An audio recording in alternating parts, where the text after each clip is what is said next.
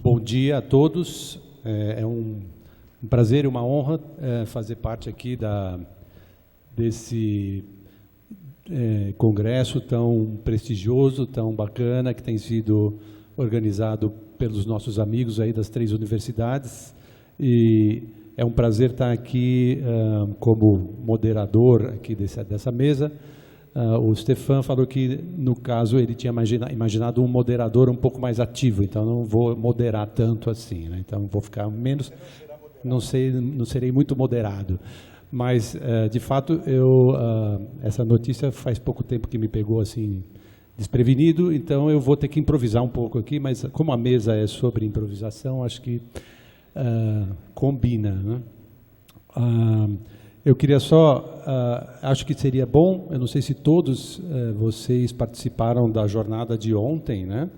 Mas só para fazer, acho que seria bom fazer uma pequena apresentação aqui dos 3 que participaram e sobre os assuntos que eles falaram, né? Então, o professor Clément, pesquisador em musicologia do IRCAM, na França, e ele falou ontem sobre cognição da improvisação coletiva, da improvisação livre coletiva, né?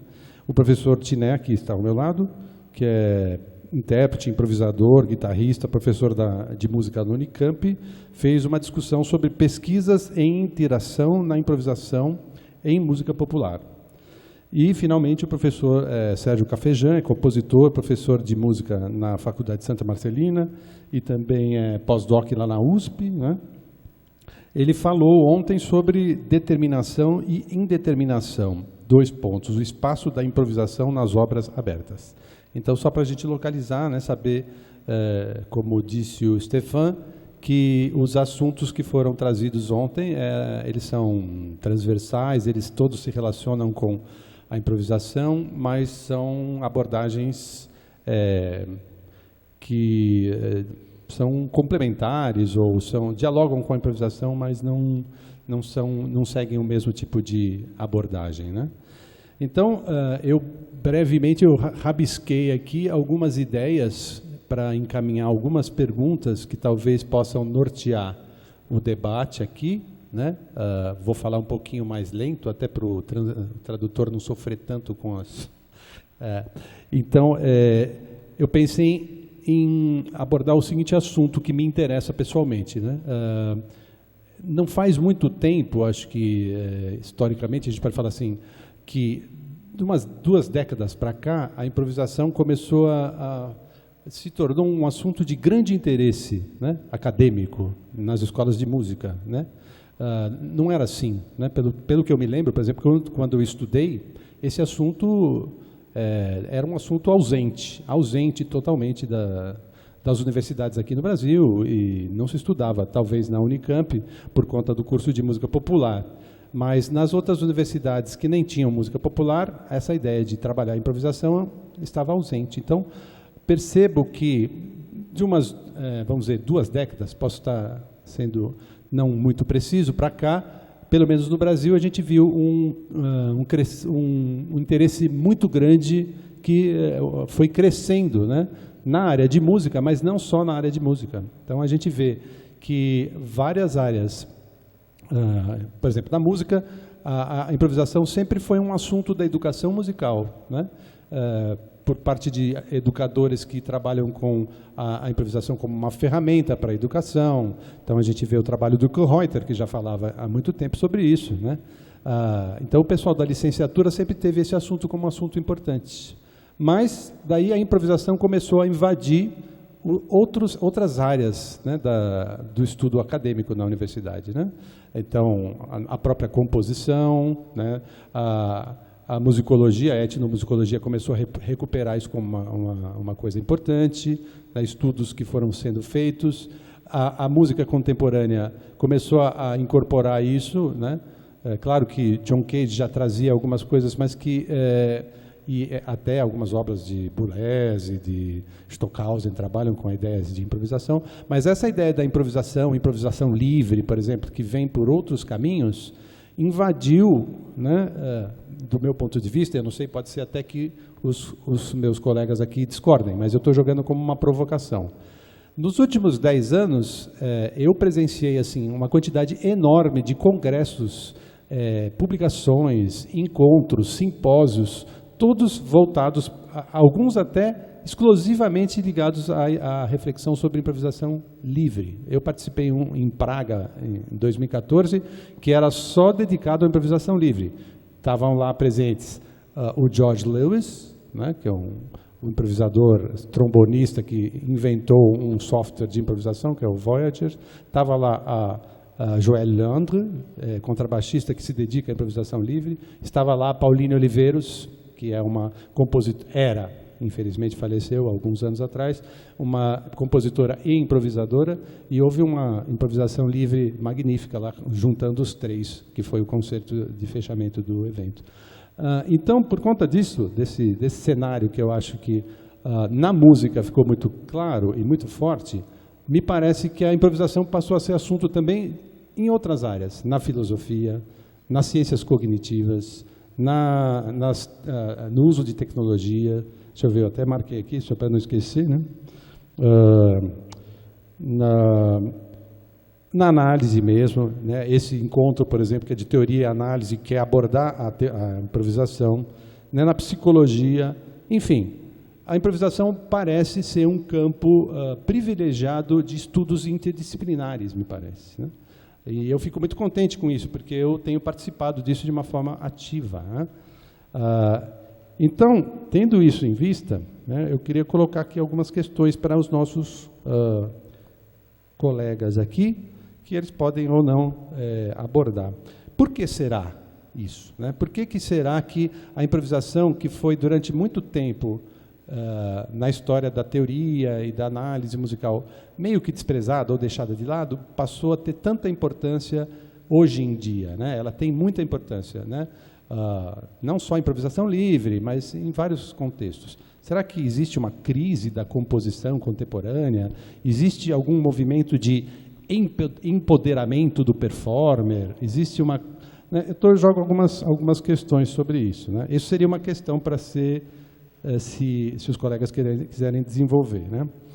Aí, outra coisa importante, me parece, como a gente está aqui num congresso sobre análise e teoria, o quanto vale a pena analisar, estudar os produtos sonoros da improvisação, vamos dizer, a obra que resulta da improvisação, se eu gravei, sei lá, ou vale mais a pena analisar os processos. Eu sei que processo, né, acho que foi abordado por todos os três aqui, essa ideia de processo e obra, né, essa dualidade aí, né? O quanto vale a pena, como analisar o processo e como analisar o resultado final de uma improvisação. Eu pergunto isso também, se é importante, eu acho que mas o quanto que a gente acha importante analisar os contextos históricos e sociais, os agenciamentos, as energias, os afetos, as singularidades e, enfim, a dimensão política desse crescimento das práticas de improvisação, da reflexão sobre improvisação, né? E para terminar, e não desmoderar tanto aqui o debate, em que medida vale a pena falar sobre, avaliar, julgar o objeto música que resulta da improvisação livre, né? Ou se nada disso vale muito a pena? Dá para avaliar? Como é que é isso, né? Então, desculpe, eu joguei muitas questões aqui relacionadas à improvisação, mas que todas elas me interessam bastante e sobre algumas delas eu já escrevi alguma coisa, né? Então, eu acho que seria uma provocação para os três colegas aqui da mesa. Ok? Agradeço a oportunidade. Quem que gostaria de falar primeiro aqui? Então, como eu sou o moderador aqui, eu fiz todas essas provocações porque o Stefan mandou eu fazer umas coisas aqui, então eu provoquei. Agora, talvez, se vocês quiserem primeiro falar o que vocês tinham preparado, porque, né, enfim... então, pode ser mudado. Vocês podem inverter ou vocês podem voltar para o assunto e deixar as perguntas para depois. Tá? A culpa é do Stefan, tá? Ele que mandou, eu provocava.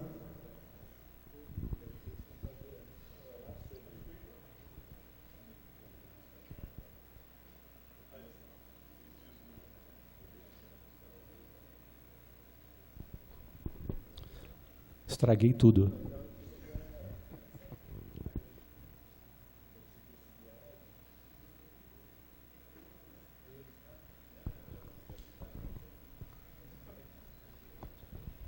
O Clément vai começar?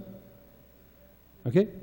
Então, o Clément, will you start? Well, ok.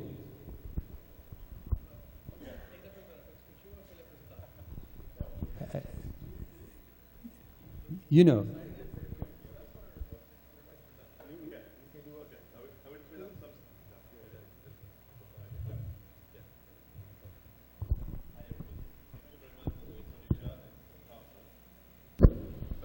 Yeah, it's working. Thank you very much for the presentation, the introduction, and yeah, be happy to discuss all these issues with you guys. But maybe before, I just want to show, like maybe for 5, 6, 7 minutes, maybe, I don't know, a few examples of the kind of research I'm doing on improvisation at IRCAM. So maybe also we'll have some more material and more questions and issues to discuss. So let me just open my PowerPoint file.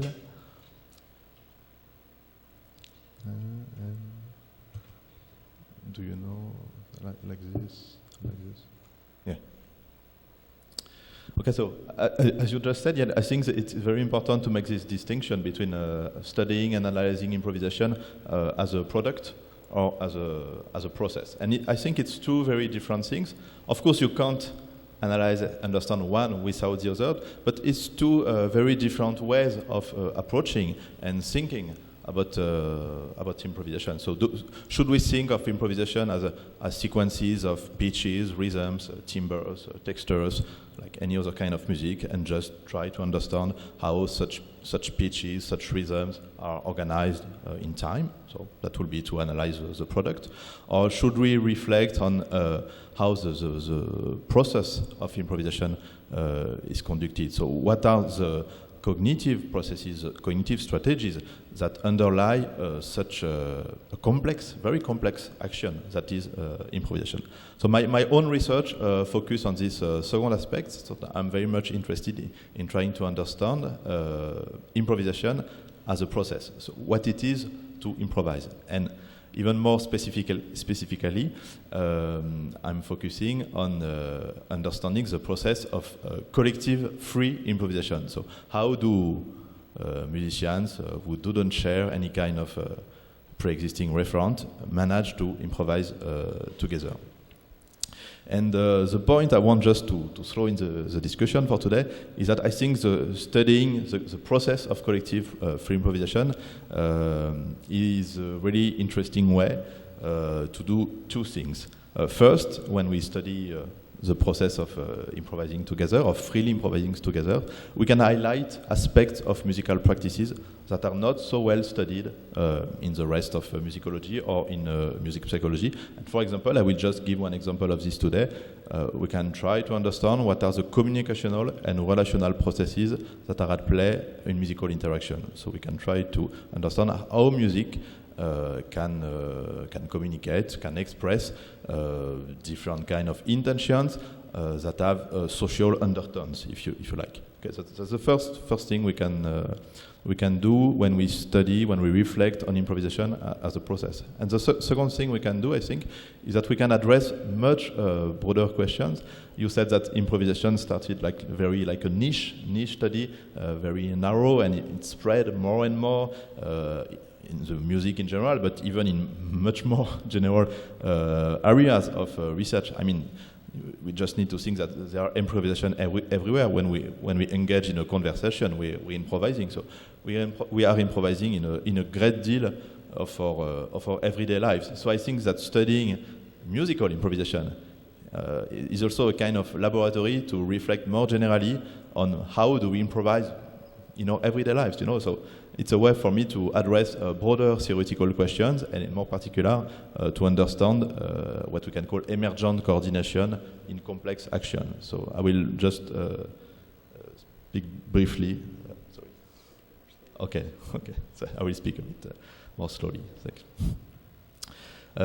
So just relating to the first aspect I just said, which is how can we use improvisation to understand the relational and communicational aspects of musical interactions. I just put here a nice quote from Ingrid Manson. She's a jazz scholar, anthropologist. She wrote this great book on jazz interaction called Saying Something. And here is what she said.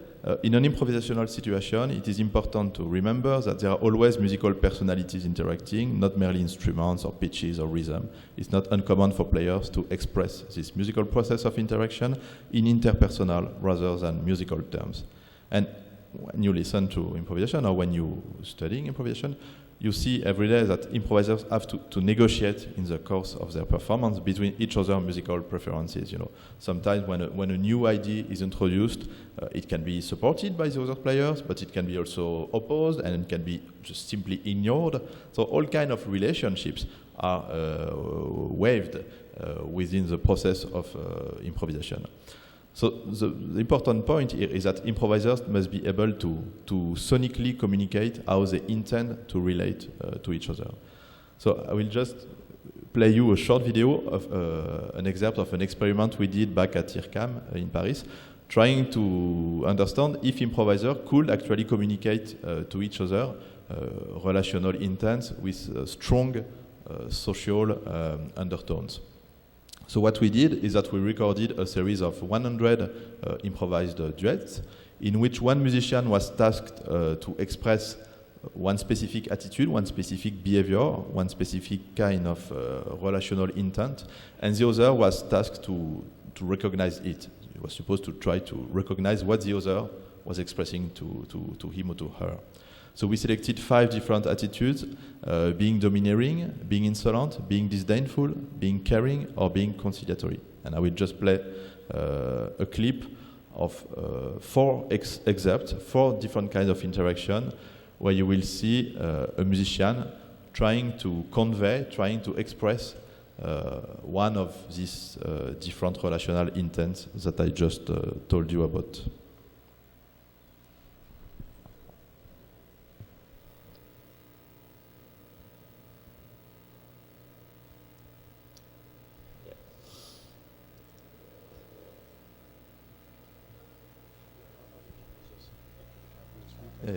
Yeah, I will just wait a few seconds.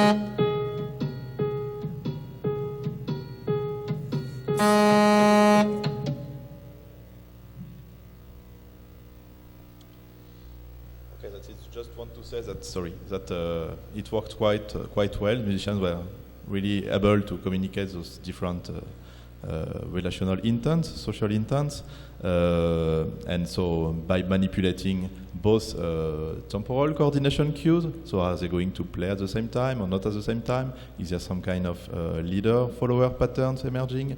And also manipulating vertical cues, so what are the harmonic relationship between the two parts? Are they fusion-like, independent-like, in contrast? So by manipulating those two kinds of cues, improvisers and musicians more generally are able to navigate, if you will, the relational space, the social space. So that's one of the stuff we can study by looking, but trying to understand what is at play in collective improvisation. I think there are many other kind of more general processes that we can understand by deeply focusing, deeply analyzing on the process of collective improvisation. But I will just stop now because I have spoke already my time, I think. Thank you.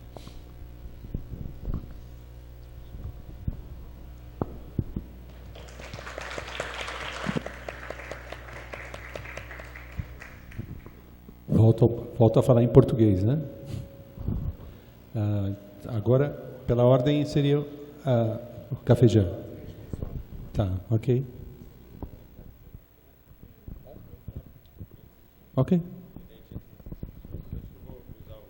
Só mostrar um segundo.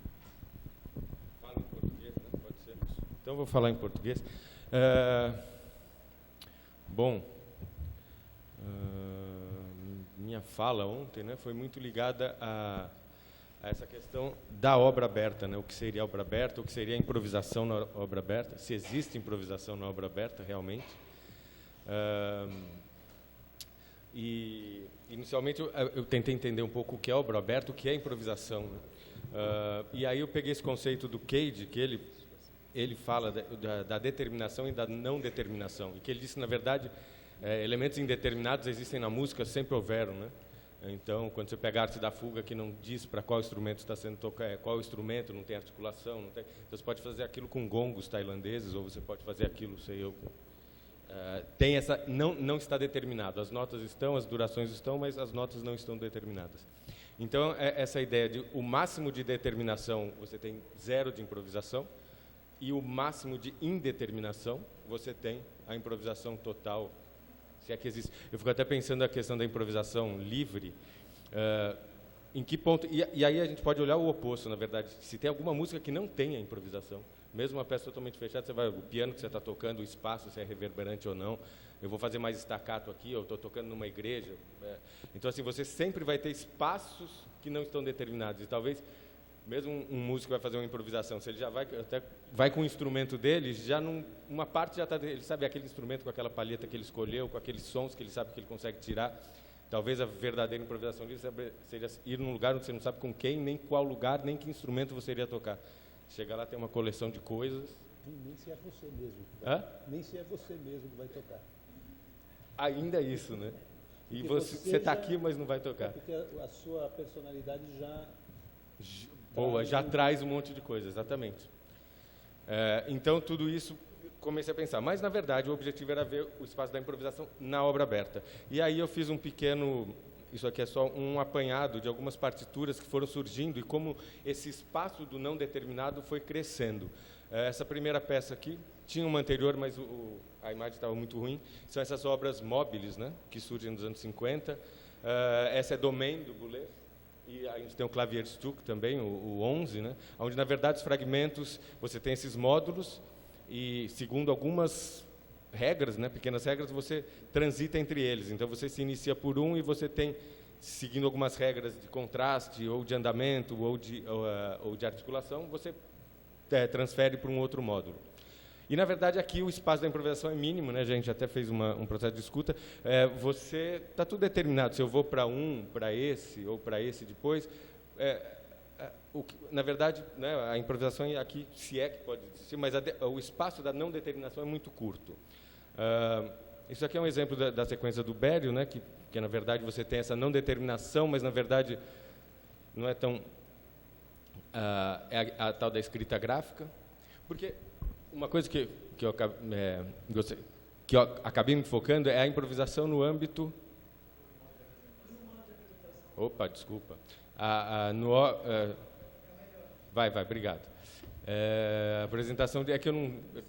O PC, para mim, é um mistério. Pode, claro. Ok, thank you. Então, de qualquer jeito, eu quis ver um pouco como essa improvisação ou essa não determinação se deu na história, um pouco pelo viés da música de concerto. Porque eu acho que um dos caminhos que chegou na improvisação livre foi essa música de concerto e, por um outro lado, ou vários outros, a descoberta das músicas étnicas e mesmo a descoberta mas o desenvolvimento do jazz, que acabou chegando no free jazz, via outras questões muito políticas também, essa questão depois que o Rogério colocou, em que âmbito a gente deve ver a improvisação livre, mas eu quis ver dentro do processo que faz uso da escrita, e como que essa escrita foi abrindo espaço para a improvisação. Então, aqui a gente tem a sequência do Berio 3, que é onde você já tem bem menos determinação, apesar de você ter muitos detalhes de como ele quer essas expressões vocais, é uma peça vocal, então é tenso, rindo, relaxado, extremamente nervoso, etc. E você tem essas questões gráficas aqui, né? Então, isso aqui não está exatamente determinado. Depois disso, você vai ter um tipo de recurso de abertura que começa a ter, que é o que eu chamei, o que a gente chama de escrita estatística ou estocástica, que, na verdade, isso aqui é a peça Mixture, onde o Stockhausen começa a experimentar um tipo de notação onde ele determina limites onde algumas coisas podem acontecer, mas como essas coisas vão acontecer, fica aberto para o intérprete. Então, por exemplo, aqui isso aqui é indicado para as madeiras, né, flauta, oboé, clarinete. Então, eles têm que escolher, só para vocês entenderem, 4 dessas frases, podem tocar em qualquer momento dentro dessa grande duração, eles podem tocar entre staccato, esse pontinho quer dizer staccato, ou legato. As pausas entre elas devem ser variadas e a dinâmica entre PP e MF. Então, eles têm uma duração aqui são 12 tempos, esses 12 tempos também para ele é aberto, são 12 proporções. Se essa proporção vai ser 60 segundos, 1 minuto e meio, 2 dias, claro que seria radical chegar em... Mas, na verdade, ele não define a proporção, mas simplesmente proporções entre essas proporções. Então, nessas 12 tempos aqui, que é definido em ensaios ou etc., os músicos têm esse espaço para realizar essas 4 frases. Se ele vai dialogar com o cara que está do lado dele, se ele vai esperar um pouco, se ele vai fazer as 4 dele em seguidas uma da outra, fica a critério dele. A mesma coisa aqui, eles têm que escolher entre esses acordes, eles sincronizam com o ataque do regente. Então, isso é um exemplo do que a gente chama de escrita estatística, estocástica. Aqui é uma página maior, né, onde você tem a página inteira também, são todos esses detalhes. Aqui, os músicos precisam tocar uma nota fortíssimo, aqui está o conteúdo harmônico, e dentro desse tempo. Então, você imaginar que isso aqui são cordas em pizzicato, tá? Também tem uma coisa, aqui ele escreve para as madeiras, aqui metais, né? Aqui pizzicatos, cordas em pizzicatos, e aqui cordas em arco. Então, o que você vai ter, por exemplo, mesmo aqui, é que aqui são 2 notas. Então, o conteúdo harmônico não vai ser tão... mas eles têm que tocar 2 vezes, em staccato, em fortíssimo, uma dessas 2 notas. E eles têm essa proporção de 2. E não é para tocar junto. Então, você vai ter uma coisa... você vai ter esses jogos de comportamentos estatísticos. Aqui, isso aqui eu já mostrei, só para vir mais perto. Aqui, por exemplo, também você tem. Então, aqui você já tem um espaço um pouco maior para a improvisação e um pouco maior para a questão da interação. Então, o músico, eles acabam reagindo ao que o outro está tocando, ou reagindo ao que está soando naquela situação estatisticamente proposta. Aqui é uma outra parte também de mixtura, aí já é bem mais gráfico, né? Então, altura altura é pitch e frequência, e o eixo horizontal é a localização no tempo. Aí, partindo disso, a gente chega numa obra de John Cage, que é muito próxima, né? Você já começa a ver. Então, aqui é o Songbooks do Cage. Mas já tem muito mais liberdade. Então, se aqui aqui já está bastante aberto, né? Mas aqui, o que a gente chama improvisação, ou o que a gente chama não determinação, então tem pouquíssima determinação, se é vogal, se é consoante, se esse âmbito que ele está querendo aqui é um âmbito de 3/8, ou isso é um âmbito de um meio tom, né? Ou é qualquer coisa assim. Estou lendo esses primeiros trechinhos aqui. Se eu estou improvisando, eu estou ocupando os espaços que foram abertos pela não determinação que ele propõe aqui. Aqui a outra é a área famosa, né, que é, inclusive essa área é anterior à peça do Berio, também feita para Cat. Aí as projections e etc. Aí você chega, por exemplo, nas do Calder,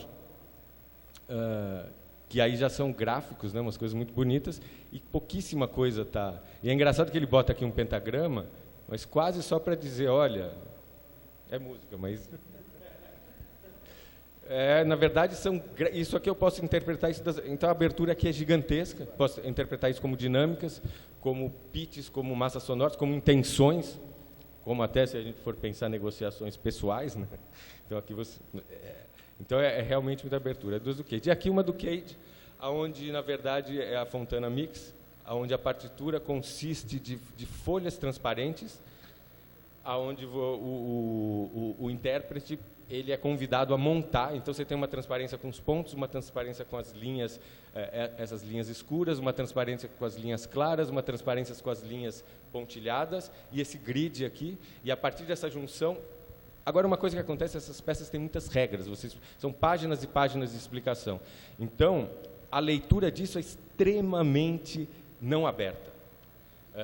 Porque, por exemplo, eu uma vez estudei, não era a Fontana Mix, mas era a Cartwright Music, que é muito parecido, ele também usa as transparências. Eu não sei exatamente nessa, precisaria ler todas as instruções, mas conforme o músico vai seguindo a linha, se a linha passa, por exemplo, num ponto, esse ponto não está na linha, é para ele fazer um som num instrumento adjacente que não o qual ele está tocando. No caso do Cartwright Music, se o ponto acontece na linha, por exemplo, aqui tem um ponto na linha, aqui tem um ponto na linha, mas esse ponto na linha, no grid, passando por essa reta, diz uma outra coisa. Então, aqui há a indeterminação no próprio material que está sendo proposto. A própria, né, a dissolução até da autoria ou do autor, etc. E aí, finalmente, para encerrar, estou chegando no fim, porque talvez eu esteja errado, e aí isso entra um pouco já com o que o Rogério estava falando, da onde surgiu, né, a questão dessa improvisação livre, né, que eu acho que foram várias forças que foram linhas de direção que foram chegando nela.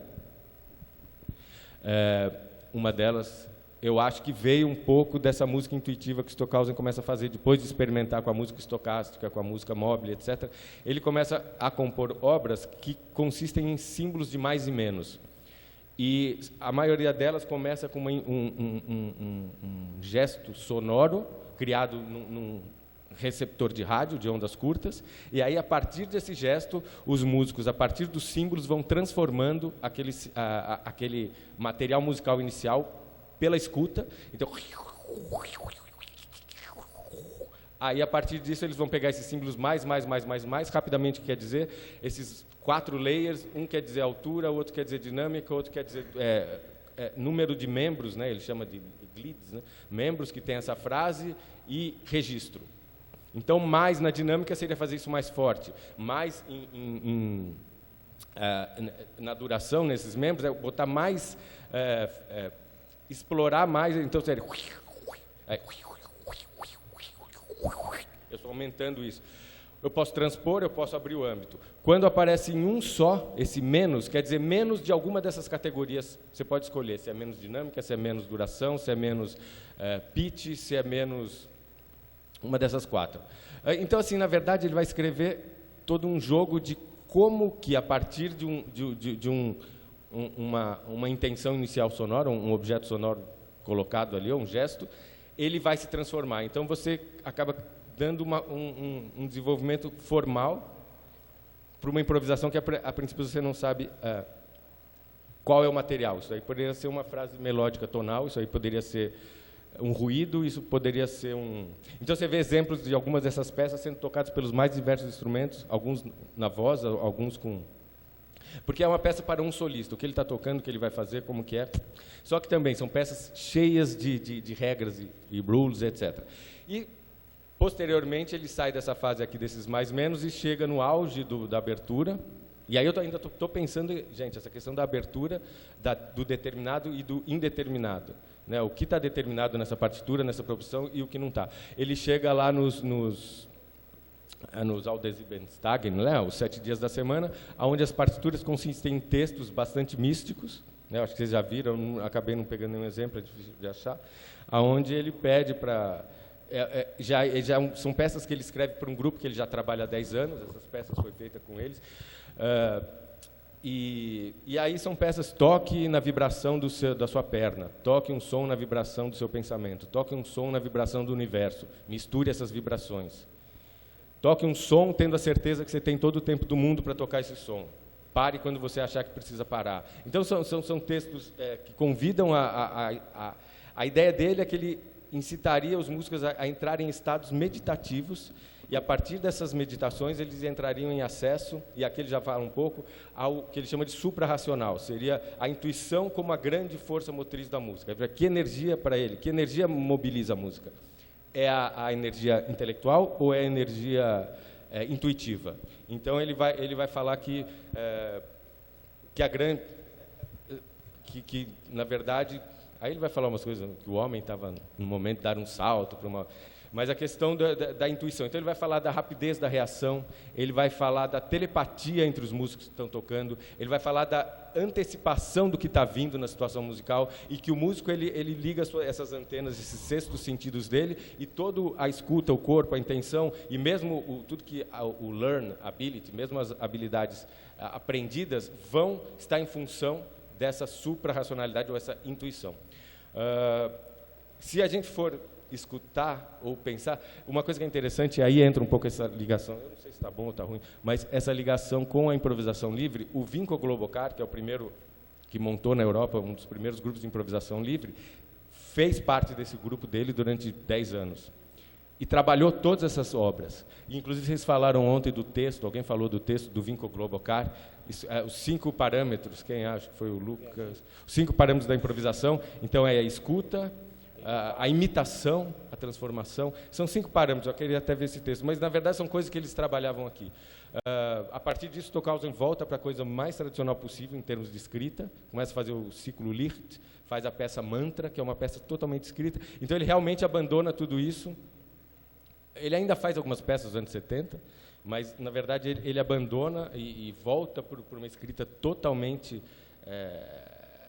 100% determinada, mas aqui abriu um caminho, e eu acho que nesse momento, juntando com o que estava vindo da improvisação, do free jazz, dos movimentos sociais, do empoderamento das pessoas, de uma recusa também de uma hierarquia que a música erudita traz muito forte, o compositor, o intérprete. Então, assim, vários questionamentos estavam sendo levantados que eu acho que fizeram florescer isso que hoje em dia está cada vez mais, como o Rogério ressaltou, tendo mais importância em vários aspectos sociais, cognitivos, políticos, de estudos acadêmicos, campos de saber. Então foi um pouco isso que eu falei ontem. E essa foi a minha colocação.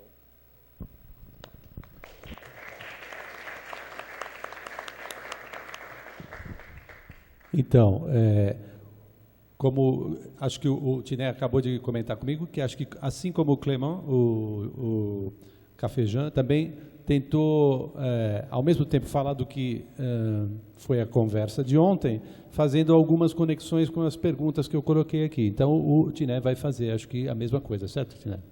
É isso aí. E depois a gente volta, talvez, para o debate final aqui, sobre todos os assuntos que a gente quiser. Eu vou tentar. Até porque são muitas questões, né? E eu não as anotei Então, eu vou lembrar de algumas, né? Primeiro, então, o trabalho de ontem foi algumas reflexões sobre propostas analíticas da análise da improvisação idiomática.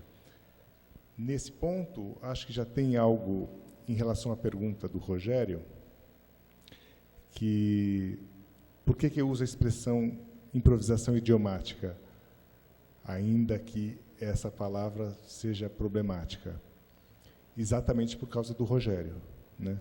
Então, como fiz a matéria dele no meu doutorado e acompanhei, né, talvez não de perto, mas acompanhei muito a produção dele, e a tese e posteriormente o livro, ficou, embora eu não trabalhe improvisação livre, eu não trabalho com improvisação livre, mas ficou um pouco com uma delimitação de uma área que era exatamente, ou seja, se o Rogério propõe exatamente o estudo e a prática da improvisação não idiomática, da improvisação livre, eu achei que, conceitualmente, o que eu fazia, o que eu estava propondo, era exatamente o contrário, né? Ou seja, estudando a improvisação idiomática, entendendo a música popular e suas diversos subgêneros e gêneros como tais idiomas, né? Isso tem uma série de complicações conceituais e terminológicas, mas não é o caso da gente discorrer sobre isso aqui, né? O importante, para resumir o trabalho, a apresentação de ontem foi que eu elenquei uma série de trabalhos que muitos dos quais eu fui banca, né? Mas nenhum desses foi orientado por mim, nem feito por mim, né? Mas que me deu um pequeno panorama de alguns pensamentos sobre a análise da improvisação no campo da música popular, né?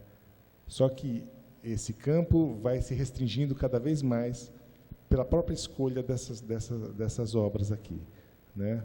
E principalmente naquilo que, dentro dessas obras, cada obra dessa tinha corpus, né? Ou seja, um repertório selecionado. E eu fiz uma seleção dentro dessa seleção. E o que isso apontou nessa seleção? Para uma forte presença da questão do compositor, o músico, sei lá o quê, né?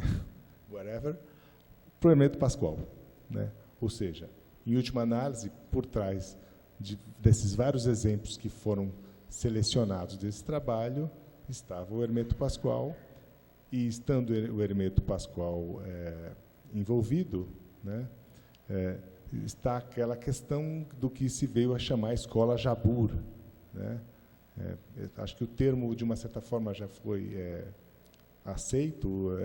O que era a escola Jabur, né? O Jabur era o bairro onde o Hermeto morava nos anos 80. Você chegou aí lá? O Rogério foi testemunha ocular, né? E ele ensaiava todos os dias, né? De manhã e à tarde. Acho que compunha de manhã e à tarde tocava uma música por dia, né? Então, um ritmo bastante alucinado de produção musical. Então, eu vou mostrar brevemente o que as questões, que essas abordagens fazem, né? Essa não é a abordagem do Prandini, né? Essa transcrição está no livro da dissertação do Prandini. Aqui era uma proposta mais minha de se apresentar alguns traços melódicos, alguns traços de musicalidade. A intenção aqui nessa abordagem era principalmente apresentar traços da musicalidade nordestina, né? Principalmente com esses numerozinhos, né? Traços 6/1, né? Quer dizer, eu queria demonstrar com essa análise que, além de ele fazer uma improvisação, ele fazia uma improvisação dentro do terreno da música popular, do baião, mais especificamente, e que, mesmo assim, né, não é só uma questão de acerto de escala e acordes, é uma questão de uma musicalidade que está sendo colocada dentro dessa regionalidade, que seria, no caso, o Baião, o Nordeste, aquilo que a Cássio Piedade chamou de tópica nordestina na sua proposta de aplicação das tópicas para a música popular, né? Então, no caso, a intenção um pouco era trazer esses traços nessa análise, né? Eu apresentei algo semelhante no terceiro ETAM, que foi o único que eu participei, né? Então, mas não foi essa a análise, certo? Bom, então veio uma série de exemplos, né, a partir desse, porque o que me incomodou nessa proposta aqui, né? Me incomodou exatamente o fato dessa abordagem não se preocupar com a interação na improvisação, né? Então, eu comecei a ficar preocupado com que a análise simplesmente de um solo, ela não está levando em questão como os outros instrumentos se comportam, né, a partir disso. E, de uma certa forma, a partir, principalmente desse trabalho do Rafael Ferreira, foi um trabalho bastante profundo sobre a questão da interação, né? Ele usou como ferramenta uma coisa que ele tirou da biologia, que é a sistêmica, então, uma problematização a partir da sistêmica, né, para entender a improvisação aqui, né? Então, houve esse exemplo, ouvimos esses exemplos ontem. Depois, um outro trabalho foi o trabalho do Tiago, que é de Curitiba, onde ele se propõe a analisar o trio corrente.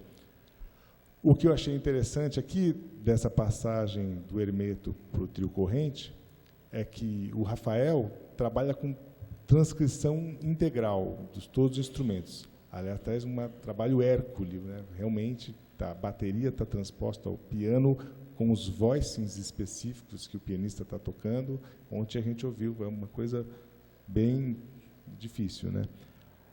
Mas o que se observa também é que a maioria das interações se dá, por exemplo, na mudança de gênero, ou seja, está se improvisando num samba e a partir de algo que o solista propõe se muda para frevo, né? Então isso acontece muitas vezes, né? Então o Rafael se debruça sobre isso.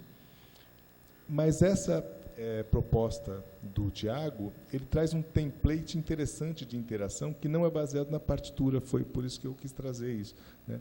Ao invés dele colocar a partitura integral, ele vai mostrando os elementos que disparam as interações, né? Então ele vai colocando, e claro que ele, assim, ele também se aventura a colocar funções nessas interações, funções ligadas, que ele usou os termos do Jacobson, o que, enfim, seja questionável, mas o que eu achei mais interessante aqui foi esses gráficos, né? E ontem a gente ouviu a música acompanhando o gráfico e presenciando essas interações, né? E aqui o pensamento dele era principalmente a partir da polirritmia, ou seja, a polirritmia como o fator de ignição da interação, certo? Depois ouvimos uma versão de Round Midnight por um grupo também que teve bastante inspiração no Hermeto, que está no trabalho também daqui do Ramon Del Pino, que é um trabalho... o trabalho do Ramon Del Pino começa exatamente com essa questão. Ele queria analisar a interação na improvisação no grupo do Hermeto Pascoal, mas descobriu que o grupo do Hermeto, nas gravações, não gravavam ao vivo. Então, a própria hipótese se desfazia, porque como que eu vou analisar a interação se eles não estão tocando ao mesmo tempo, certo? Então, ele procurou outras coisas, dentre eles fazer esse grupo. Achei interessante também aqui apontar uma prática que havia no grupo do Hermeto, que era tocar standards de jazz em ritmos brasileiros, né? No caso, eles tocam Round Midnight em 7/8, etc. Alguns exemplos para mostrar para vocês de simultaneidades de acontecimentos na improvisação e também para mostrar essa questão que eles das transcrições literais, né? Essa aqui é a questão da mudança de gênero, né? Tá tocando em samba e passa para frevo, desconstrução de gênero. Uma outra proposta aqui interessante, que é ver o tamanho das frases em relação à quadratura, né? E a questão da interação. Então, dos pontos que o Rogério levantou foi um questionamento, né, do porquê os trabalhos sobre improvisação se intensificaram, né, por que eles ficaram mais presentes, né, na musicologia, de uma maneira geral, na musicologia no Brasil, né. Assim, do meu ponto de vista, eu às vezes penso assim, né, pela trajetória, né, de que o próprio trabalho do Rogério foi um fator de ignição para isso, né, no contexto que eu estava, onde eu vivia, né, eu acho que isso foi muito importante, né, como um marco, né, definidor de um campo. Só que no campo da música popular especificamente, eu acho que o que passou a acontecer foi exatamente isso, né? Uma preocupação não na improvisação, mas sim na interação na improvisação, né? Quer dizer, pensando que a improvisação, de uma maneira forte na música popular, acontece em grupos. Então há depois uma preocupação de como se analisa, como se aborda, né, a improvisação, pensando que ela é o resultado de um processo. Até em livros de transcrições como John Scofield, né, até quando no meu passado mais roqueiro, né, eu comprei o livro e aí vinha a transcrição dos solos do John Scofield, né, e no texto dele ele apresenta, olha, essas transcrições não fazem muito sentido sem você ouvir tudo, porque está acontecendo interação. E, nesse sentido, né, me parece que, na musicologia de jazz, especificamente, essa preocupação já é anterior. Então, foi quando eu encontrei esse musicólogo aqui, o Benjamin Kivan, em que ele vem mostrando que essa preocupação com interação na improvisação do jazz já advém desde dos anos 90, né? E também se preocupa com algumas significações extramusicais que tem na improvisação. Então, nesse sentido, vai um pouco no seu pensamento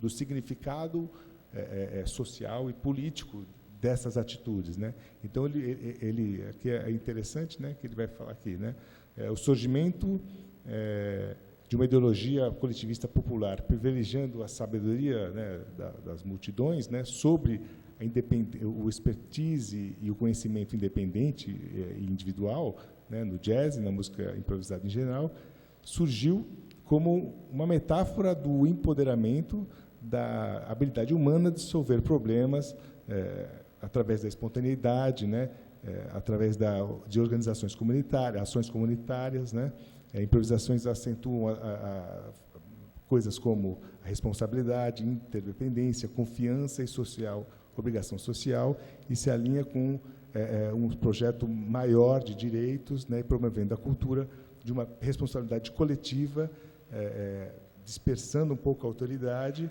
né, e de uma democracia autoativa. Então, é interessante porque já convergia com o seu questionamento essa questão. E, então, ele começa a pensar realmente nisso, né? Por que essa preocupação com a interação, com esses estudos já vem vindos desde os anos 90, e, inclusive, começa a fazer uma crítica, né, um pouco sutil, né, à questão dessa valorização da interação, no sentido de que nem sempre, no jazz, sobretudo, né, a interação era a questão principal.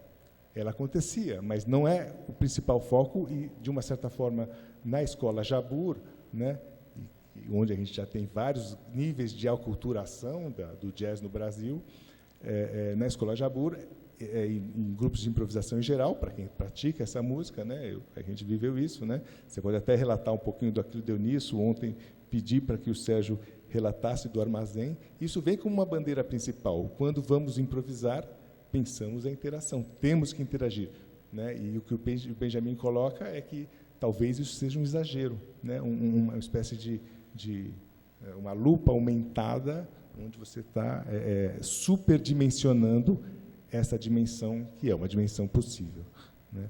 Então, basicamente é isso, né? Eu dialoguei onde deu para dialogar, mas acho que a gente pode dialogar mais agora, né? Num debate mais. Tá? Obrigado.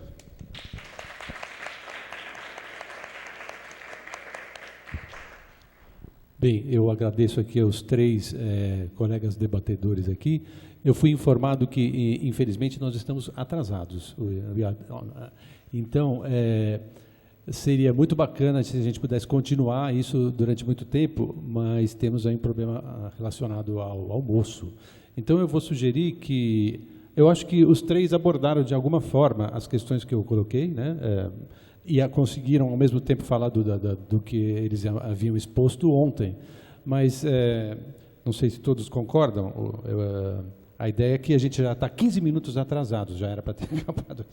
Então, que a gente abra para, por exemplo, 2 perguntas da plateia, e aí o pessoal vai estar aqui, esses debates podem continuar. Infelizmente, né, eu acho que teve um atrasinho no começo e a gente se delongou um pouco aqui. Queria saber se tem alguma questão que a plateia queria levantar para qualquer um dos três, ou para um especificamente. Adolfo?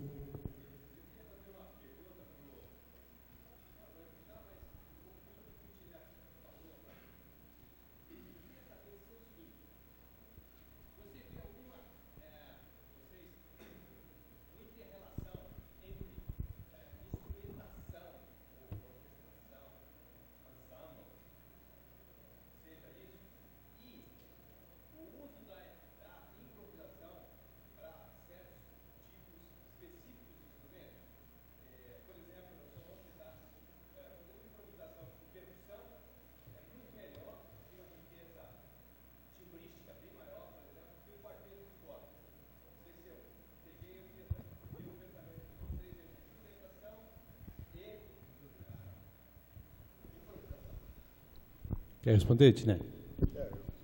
Começou comigo, né? Sim. Sim. Na verdade, eu vejo uma relação forte entre gêneros musicais e instrumentações. E nesse ínterim, alguns gêneros são mais próprios da improvisação do que outros. Eu estou falando a partir da minha perspectiva, né? Por exemplo, se a gente pensar em uma coisa que eu basicamente estudo, se não bastante, isso vira e mexe passa pelas minhas pesquisas, a questão entre orquestras típicas e jazz bands, né? Que é uma questão quase que terminológica, porque às vezes são os mesmos grupos com nomes diferentes, né? Mas quando o nome jazz está implícito, de uma certa forma a improvisação aparece mais fortemente, né? Então, a priori, eu não consigo pensar em questões musicais do ponto de vista simplesmente formal, né? Porque os 2 exemplos que você deu são exemplos de formações consolidadas, como o quarteto de cordas, né? E de uma formação e percussão, né? Que é se você pensar em percussão clássica, né? São instrumentos que o século XX potencializou mais as sonoridades. Então, claro, do ponto de vista puramente formal, talvez os instrumentos de percussão fossem mais próprios a algo mais, uma improvisação mais contemporânea, mas isso é uma pura abstração, né? Então, de fato, essas formações, né, ou as formações de música popular, eu acho, né, elas acontecem dentro de um contexto onde esse contexto não é só musical, né? Então, pensando na pergunta um pouco do Rogério da questão dos empoderamentos e da presença política da improvisação, quer Quer dizer, é claro que se você pensar em algumas performances de jazz, né, elas têm uma dimensão política porque tem uma infiltração na sociedade que, às vezes, uma dimensão puramente formal, ela vai ficar, num campo de pensamento teórico, mas onde a dimensão política ou a dimensão cultural, vamos dizer assim, de uma certa forma, vai ser de mais difícil penetração. Claro que pode ser algo de uma experiência, né? Mas eu não vejo muito o quanto uma improvisação... Podem ser as mesmas coisas, né? Você pode ter improvisações propostas para essas duas formações, mas isso é uma questão conceitual, né? Eu não vejo como uma questão factual. Entende? Se alguém quiser responder. Alguém quer responder também? E daí a gente passa para a última pergunta. Eu concordo com o Paulo, só para dar uma...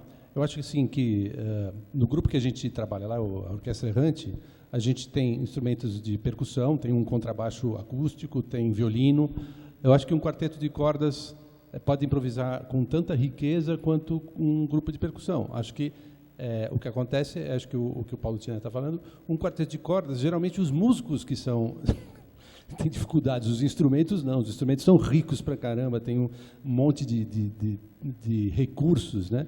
Então, se você tiver um quarteto de cordas que os 4 queiram fazer improvisação livres ali, agora, é difícil fazer o quarteto querer improvisar, né? Geralmente eles querem ler, mas aí acho que há exceções, né?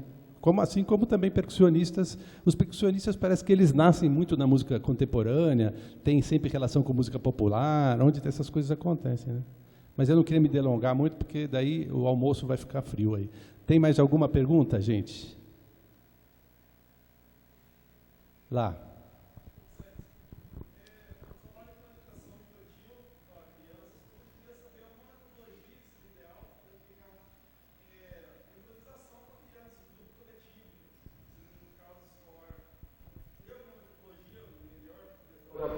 Esse tipo de público, tirando do profissionalismo, mas voltado para crianças?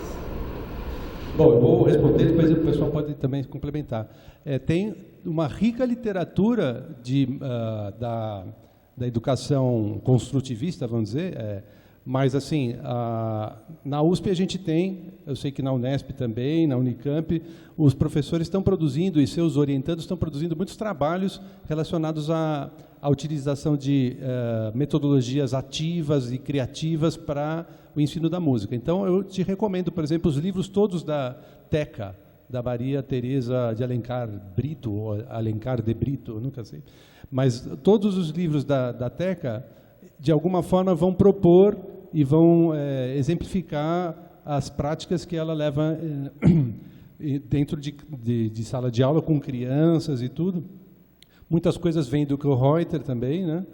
Tem as outras metodologias um pouco mais antigas, por exemplo, o método Orff, que trabalha com improvisação, Willems também, mas coisas bem brasileiras, bem calcadas nas experiências que a gente desenvolveu aqui, tem bastante coisa. E a Teca tem vários livros dela que trabalham com isso.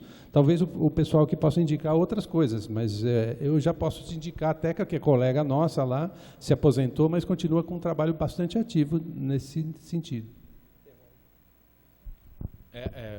Eu acho que tem já desde os anos 60 o tal do segunda geração de educadores, os métodos ativos. Começou lá com o John Painter, com